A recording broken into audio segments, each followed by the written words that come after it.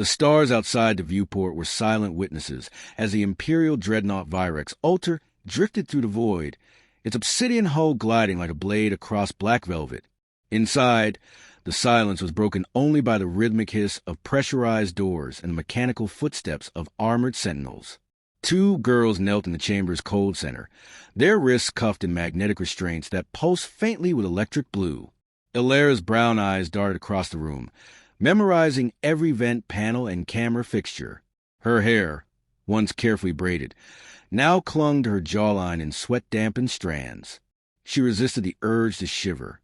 Across from her, Nyla kept her gaze fixed on the floor, but her pale fingers twitched rhythmically against her leg, a silent code only her sister would recognize. They were still communicating. The moment of capture played over in Illyra's mind like a broken simulation. The outpost had been a peaceful one, tucked away on the orbiting research moon of Delva's 9, where they worked under the Earth Scientific Accord to decode alien DNA structures. The sisters weren't soldiers. They were thinkers, builders, dreamers. But none of that mattered when the sky cracked open and the black-armored stormtroops poured in. There had been no declaration, no warning. The Empire's assault was calculated and sudden. Illyra had barely had time to trigger the emergency failsafe before the lab was overrun. One by one, her colleagues were silenced. Some killed, others dragged away. The Empire wasn't just raiding for resources. It wanted minds. Nyla had screamed when they took her. Illyra had fought harder for that than anything else. Bloodied her knuckles on a soldier's visor, screamed until her throat went raw. And then darkness. Now, on her knees in an alien warship's core chamber, Illyra's thoughts were ice. Her fury coiled. The guards flanking them didn't speak. They were too disciplined, too inhuman. Not one face was visible beneath the obsidian helmets. Their rifles hummed with lethal readiness. Each movement calculated, devoid of personality. A high-pitched tone filled the chamber. The girls lifted their eyes in unison. The overseer entered. He was taller than the guards, wrapped in ceremonial armor, inlaid with sigils that shimmered like oil. His face was visible, but grotesque, an elongated skull with eyes like molten amber. He carried no weapons. His voice was all the blade he needed. "You are Illyra and Nyla Voss," he said in perfect Terran standard. "You are to be processed." "We're civilians," Nyla rasped. "You violated interstellar law." The overseer's mouth twisted, halfway to a smile. "Earth is not a member of the Accord," he replied. "It is tolerated. You were trespassing in Imperial space." "That's a lie," Illyra snapped. Delva's 9 is an Earth-designated zone under Charter 47 Alpha. The overseer ignored her. He raised a hand, and 2 drones emerged from the walls, floating toward them with surgical grace. Probes extended, scanning their vitals. "You are both valuable," he said. "Your research on quantum-encoded DNA and adaptive neural systems has caught our attention. You will serve the Empire." "We'd rather die," Nyla said. Her voice didn't waver. "That," the overseer replied, "can be arranged." But he didn't kill them. Instead, he left. His departure marked only by the metallic grind of the door ceiling behind him. The girls were dragged to their feet by guards who neither spoke nor acknowledged their resistance. They were escorted through corridors lit by pulsing veins of alien circuitry, deeper into the vessel's core. They were placed in a cell unlike any prison Earth had conceived, a hexagonal chamber with shifting gravity and translucent walls that turned opaque at random intervals. No privacy, no sleep cycles. Disorientation as a weapon. Days passed, or maybe hours. Time had no meaning here. Illyra began counting rotations of the food drones as a makeshift clock. She and Nyla spoke sparingly, huddled together during rest periods to share warmth and observations. Every glance from Illyra was a silent reminder. Observe. Plan. Survive. Nyla did more than observe. Her neural implant, a once-classified experiment allowing direct interface with AI systems, remained hidden beneath the cortical layers of her skull. The Empire's scans hadn't detected it. She kept her mental activity below threshold, but slowly, she began pinging the frequencies in the cell's ambient tech. A whisper here, a pulse there, and the ship Whisper back. Ilera noticed at first subtle changes in the lighting, a sequence of flickers in the walls that seemed too intentional. When she looked at Nyla, her sister offered the faintest nod. They were not helpless. Meanwhile, across the ship, commanders debated their next move. The Empire had no idea what they had captured. They believed Earth to be isolated, primitive, a backwater of resilient insects.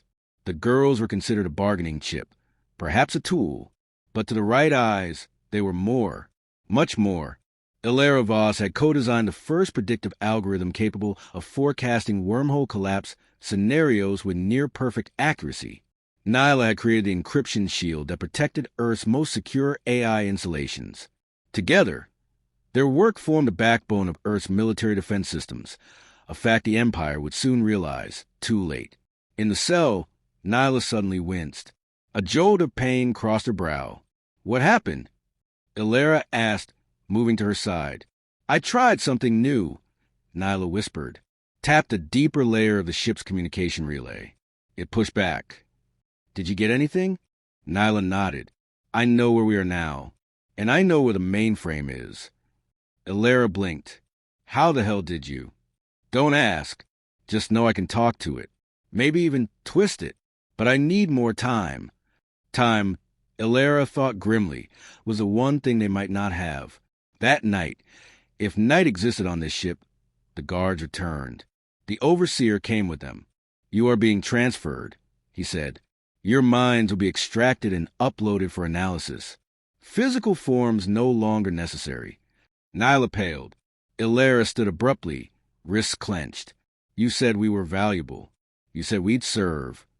And you will," the overseer said with finality, "in digital eternity." They didn't resist when they were marched into the transport bay. Resistance now would be suicide. But beneath their calm exteriors, the girls' minds worked in tandem, as they always had. In Ilera's pocket, sewn into the lining of her trousers, a microfabricated shard of carbonite alloy pressed against her hip, a last resort tool, barely detectable. As the chamber's door sealed behind them, the light flickered once, in a pattern Ilera recognized. 3 short, 1 long. Nyla's signal. She's in. Whatever came next, they wouldn't go quietly, and neither would Earth. The message came through a ripple in the dark, a pulse barely distinguishable from the ambient chatter of deep space. Encrypted, fragmented, and embedded in the noise of an abandoned communication satellite, it rode the edge of a neutrino burst before reaching Earth's orbit. It was enough. Inside a secure command nexus beneath Antarctica's glacial crust, the alert ignited a chain reaction.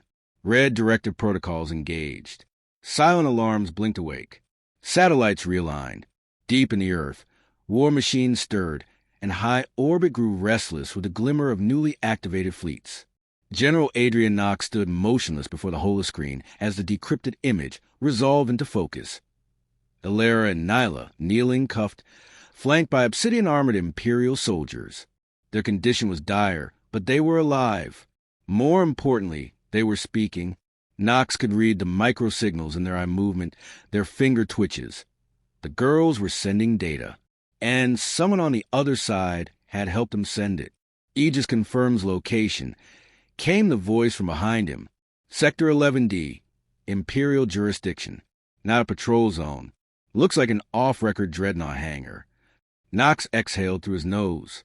Then we hit them where they don't want to be seen. Across the globe, humanity's carefully cultivated neutrality cracked. For decades, Earth had kept a low profile in galactic politics, developing quietly, observing quietly, preparing quietly. The Empire had assumed the silence with submission. They hadn't noticed the patterns, the hidden alliances, the weaponized AI cloaked behind terraforming satellites. But now the world watched. The footage leaked. It swept across every habitable colony. Earth's children, 2 of their brightest, had been taken. The reaction was visceral. Protests erupted on the Martian capital of Ares Prime. Hacktivist collectives brought down Empire-linked trade systems. Unaffiliated planets, once skeptical of Terran ambition, demanded answers from the Galactic Council. And Earth gave none. Not publicly. Instead, the war rooms opened. Knox's voice echoed to the subterranean command center. Begin Phase 1. All Aegis fleets to silence protocols. We don't retaliate. We erase. Ships slipped into the void, sleek vessels sheathed in refractive armor, impervious to light and radar. They moved without sound, without warning, toward the border systems. Some were unmanned, guided by AI older than the Empire's knowledge of Earth. Others carried Black Ops teams bred for vacuum and vengeance. They didn't wear flags. They didn't need to. Above the lunar base, a network of quantum relay towers came online. The message was simple: we are coming. Meanwhile, Nyla sat with her back pressed to the cell's wall, eyes half closed but hyper-alert. Her neural interface hummed beneath the skull plate, gently syncing with the alien system she had infiltrated. She didn't need to crack the code. She taught machines how to write their own. This one was resisting, yes, but it wasn't immune to corruption. Ilera paced, slowly, deliberately. With each circuit of the cell, she counted steps, measured times. She had triangulated the distance between drone entries, figured the rotation of the guards outside. She would be ready, but the window would be small. You look like you're trying to dig a tunnel with your feet, Nyla said quietly. I'm rehearsing, Ilera replied, not breaking stride. If we get one shot at this, I'm not hesitating. Nyla leaned her head back. They're moving us soon. That chamber the Overseer mentioned. He wasn't lying. It's real. I've seen the schematics. They intend to upload our consciousness and discard the rest. Ilera stopped. Her voice, when it came, was ice. Not happening. I can stall the system, crash the memory array, but I'll need to be plugged into their mainframe node directly. Nyla glanced at her. That's when I'll be vulnerable. Then I'll buy you time.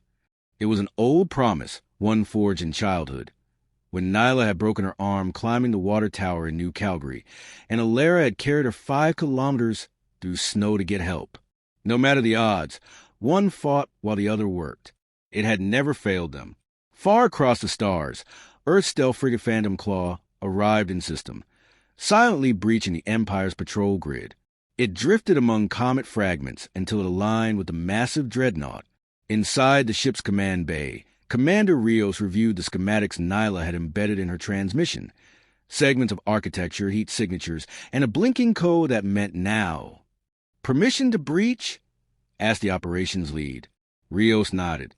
Open the door. The claw vanished from sensors and reappeared inside the dreadnought's hangar, ripping through space with a calculated pulse of folded gravity. Before alarms could activate, its drone pods launched, scattering like insects into the station's arteries. They carried disruptors and decoys, but most importantly, they carried time. In the interrogation chamber, the Overseer stood beside a console that pulsed with neural light. He watched Ilera and Nyla with the detachment of scientists about to dissect a fascinating but disposable specimen. You will not experience pain, he said, voice modulated by the translator field. Your consciousness will fragment in seconds. Efficient. Nyla raised her head. I know your language now, she said softly, and your system has a vulnerability in the second-tier core. I wrote a patch for it. The Overseer blinked once. Then again, what did you say? I said, Nyla whispered, you should have scanned deeper. She lunged, not toward him, but toward the interface node. Her fingers snapped open, releasing a glinting spike of modified tech that sank into the console. At the same time, Ilera exploded into motion, ripping free the microblade she concealed in her sleeve, carving it through her cuffs. She moved like a phantom, precise and furious, dropping one guard with a kick that shattered bone. The lights flickered. The ship screamed. Nyla was already inside the network. Her mind brushed against data constructs, absorbing, bending, breaking. She was no longer just a hacker. She was a virus written in vengeance, tailored for imperial collapse. Ilera held the chamber's entrance alone, blood trickling from her brow, her body coiled in defense. More guards were coming. She knew it, but she wasn't thinking about escape. She was thinking about 10 more seconds. The Claw's breach team arrived with surgical timing. Reinforced suits slammed into floor, weapons raised, fanning out to neutralize threats. Rios knelt beside Alara as the world began to stabilize. "Status?" he asked. "Still breathing." Alara muttered, "Get to my sister." They turned to the interface node. Nyla lay motionless, eyes open but unfocused, lips moving without sound. Rios checked the feed. Her neural link is still active. She's locked in. "Pull her out gently," Alara said, stepping toward them. "She's rewriting their systems from the inside. Can she finish? She will." Outside the chamber, the dreadnought flickered with chaos. Doors failed. Weapon systems rebooted into loops. Docking clamps disengaged. A signal pulsed out of the ship into deep space, carrying a silent message. "They are not what we thought." Back on Earth, General Knox read the intercepted transmission from the Claw's AI. His lips parted slowly, like a man beginning to smile, but realizing too late that it meant war. "Broadcast full alert," he said. "No more shadows." The Empire made this personal. The silence inside the Imperial dreadnought was deceptive. Beneath the quiet, its core systems groaned in protest, routines corrupted, subroutines overwritten. What had once been a monument to galactic dominance was now a hive of error messages and cascading code, haunted not by phantoms, but by a human girl who had redefined its architecture from within. Nyla sat upright in the medbay of the Phantom Claw, her skin slick with perspiration, and her pupils still dilated from a neural strain. Her breath came in shallow pulls. Though disconnected from the interface, fragments of the Empire's language, data, and design still burned behind her eyes like afterimages. She could feel the dreadnought like a phantom limb. Alara sat beside her, one arm wrapped around her shoulder, grounding her in the now. "You're back," she whispered. "Not all the way," Nyla murmured. "Parts of me are still there, watching, listening. You brought the ship down. I infected more than just that one." She turned slowly, her gaze steady but distant. "I reached 3 other dreadnoughts linked by a shared failsafe network. They're fragmenting now, commands looping, targeting protocols failing. Their hierarchy doesn't know who to trust."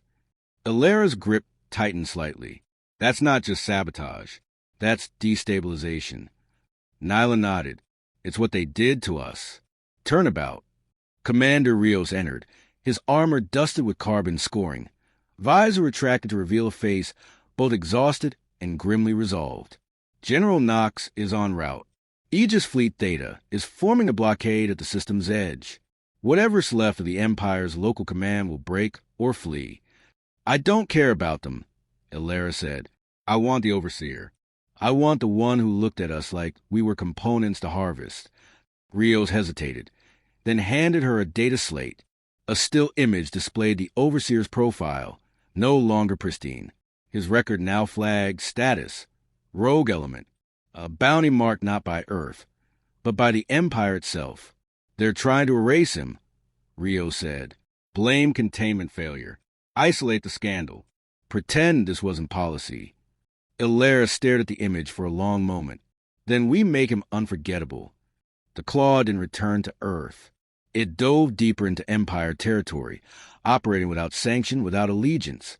It became a myth, a shadow vessel rumored to appear before Imperial stations vanished from the grid. Survivors, when there were any, spoke of systems turning on themselves, of lights going out all at once, of messages whispered through data streams and voices that did not belong.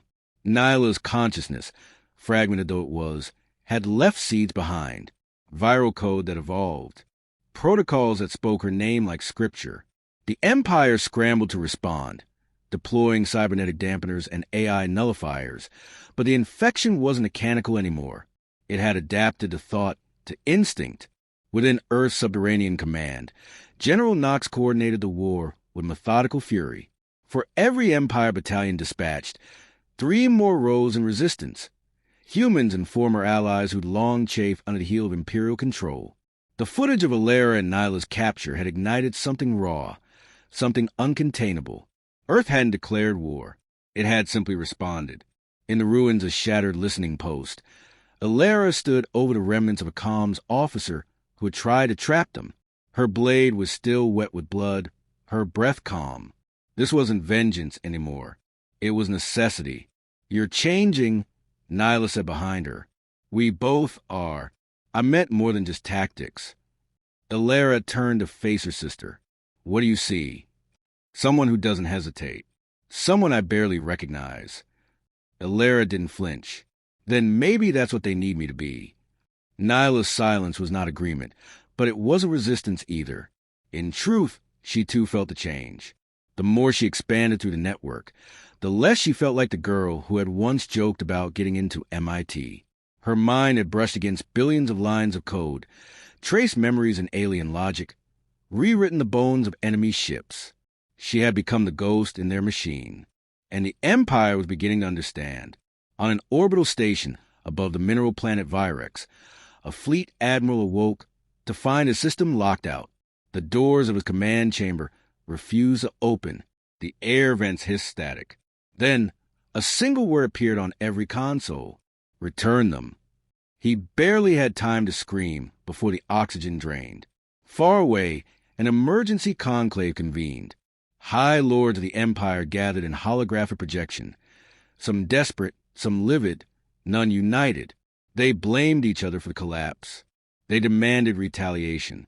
But the data didn't lie. Every counterattack failed. Every trace led to black holes in the record. Locations erased, coordinates rewritten. Even the Empire's predictive algorithms could no longer model Terran intent. Humanity had become chaotic, unknowable, dangerous. The word war was whispered in fear, not defiance. Meanwhile, Illyra and Nyla tracked the Overseer's trail through abandoned research sites and scrub manifests. Each location told a story of excess, of experiments on other species, on dissidents, on children. The Overseer had not been a lone zealot. He had been the sharp end of a policy hidden beneath Empire dignity. At an old colonial science facility, Illyra found the remnants of cages still humming with residual energy. Nyla's hands shook as she accessed the logs. There were hundreds of names, many still unaccounted for. I thought it was just us, she whispered. No, Illyra said, her voice low. We were just the ones who made it out. They returned to the claw changed. The next target was not a ship, but a databank. The archive core at Sector Delta 7, where the Empire stored its records, its lies, its history. If they could expose what had been done, truly expose it, then Earth wouldn't need to fire another shot. The galaxy would rise on its own. But it was a fortress, protected by AI guardians and quantum encryption. Its approach alone was suicide. Rios knew it. If you're caught there, the Empire won't just kill you. They'll erase you. Nyla smiled faintly. Then let them try to forget me. The plan was simple in theory. Breach, upload, extract. In practice, it was madness. But as the claw approached the archive core, the defenses faltered. Lights dimmed. Weapon systems rebooted endlessly. Doors opened that should have remained sealed. Nyla had already arrived, days before, through the network. She'd spent that time rewriting the walls from the inside. When Illyra and Rio stepped into the central server chamber, they were greeted not by guards, but by silence. At the center stood a console pulsing with Nyla's signature. This is it, Illyra said. Upload the truth. Nyla's voice came through the system, filtered but resolute. Once I do, there's no going back. The entire Empire will know. The Council, the colonies, everyone. Then they'll have to choose. Illyra activated the transfer. Files cascaded outward, images, logs, footage, screams. The Empire's darkest secrets laid bare. And far above in the council halls, the first revolts began. The system trembled with the weight of its own corruption, no longer hidden. And yet, even as they stood victorious in that moment, Illyra and Nyla knew the battle had only begun. The Overseer was still out there. The Empire, wounded though it was, still had teeth, but so did they. And this time, humanity wasn't alone. The Overseer stood beneath the fractured spires of the once sacred citadel of Threxus Prime, the heart of the Empire's clandestine intelligence division. He no longer wore the pristine ceremonial robes of his station. His uniform was scorched, torn, the insignia ripped from his chest. The corridors behind him were silent, emptied by fear, not command. Data cores had been purged, AI servers gone dark. Loyalists had either fled or turned on each other, poisoned by whispers that spoke his name with venom. He stared into the horizon where twin suns bled across the ash-choked sky. Every step he had taken, every mind dissected in the name of efficiency, had brought him here, to the edge of his empire, hunted by the very species he once dismissed as primitive. A transmission pulsed through the ruins, encrypted but unmistakable. Her voice was softer than memory, yet louder than thunder. "You ran." He didn't respond aloud. He knew she could hear him through the channel. "You called us insignificant. Commodities. Now you hide behind rubble." The overseer turned slowly, eyes narrowing as the shadows shifted. A sleek vessel descended through the haze, black hull glinting like obsidian. No insignia, no lights, just intent. The phantom claw landed with surgical grace, its ramp unfolding like a tongue of judgment. Illyra stepped out first, armored, eyes sharp with purpose. Behind her came Nyla, no longer trembling, no longer fragmented. There was a steadiness in her now, a clarity forged in the crucible of stolen memories and returned truths. The overseer spread his hand slowly. "Come to kill me?" Illyra didn't answer. She simply walked toward him, each step echoing like a countdown. "I was following orders," he said. "Every Empire operation is sanctioned, every test approved. You were just anomalies, collateral." "Say that again," Illyra said, stopping an arm's length away. He hesitated. For the first time in his long career, he sensed something he had never associated with humans: inevitability. "You've destroyed your own future," he said. "This war you've ignited. Earth will not survive. The Council will retaliate. The Empire will adapt." Nyla tilted her head. "The Council already knows. They voted. The resolution passed yesterday." The overseer blinked. "You're not sanctioned anymore," she continued. "They stripped your name from record. You're an outlier, a necessary misjudgment. You were the mistake they needed to erase to preserve what's left of their control." His voice faltered. "They wouldn't." "They did." Illyra cut in. "And they asked us to bring you in alive. For trial." The overseer allowed himself a faint, hollow laugh. "So you're here to take me back in chains?" "No," Illyra said. "We're not bringing you back." He blinked, confusion momentarily overtaking calculation. "Then why?" Illyra shot him once through the knee. He dropped with a scream, clutching at his leg, the sudden agony unraveling whatever dignity he had left. Nyla walked forward, crouching beside him. Her fingers hovered above his temple. "You took our minds," she whispered. "Tried to remake us into something obedient. I'm going to return the favor." He shrieked as her neural interface connected, bypassing defense nodes with casual precision. She didn't need long. Just enough time to copy what he'd stolen, to catalog the depths of his crimes, to see the faces of every victim he had ever dismissed as data. She withdrew, standing slowly. "You don't deserve to vanish," she said. "So we're leaving you here, with nothing, no history, no power, no empire, just the ghosts." The overseer writhed, half begging, half raging. "You think you won?" "We know we have," Illyra said, and she turned her back on him. The sisters walked away as the phantom claw lifted once more into the sky. The ship's systems, now fully integrated with Nyla's evolving code, carried them across the breach of stars. The Empire's core remained, but was fractured, its myth unraveled by proof, by voices that now dared to speak. Uprisings had erupted across half a dozen systems. Border colonies rejected their governors. Trade guilds declared independence. Still, Earth did not demand dominion. It offered alliance, conditional, cautious, but built not on fear, rather on justice. For the first time in centuries, the balance of power shifted without blood tribute. Inside the ship, Nyla sat in the observation deck, watching distant starlight flicker. Illyra joined her, sliding a hot mug into her hand. "I didn't think we'd survive this far," Nyla said. Illyra smirked faintly. "We didn't survive. We became something else." They sat in silence for a time, the hum of the engines like a heartbeat in the dark. "We should go home," Nyla murmured. Illyra nodded. "Not yet." "Why not?" Because there are still systems where no one speaks, she said, where silence is enforced and history is a weapon. We don't end this by returning. We end it by making sure it doesn't start again. And with that, they charted a course deeper into the stars, no longer just survivors, no longer fugitives.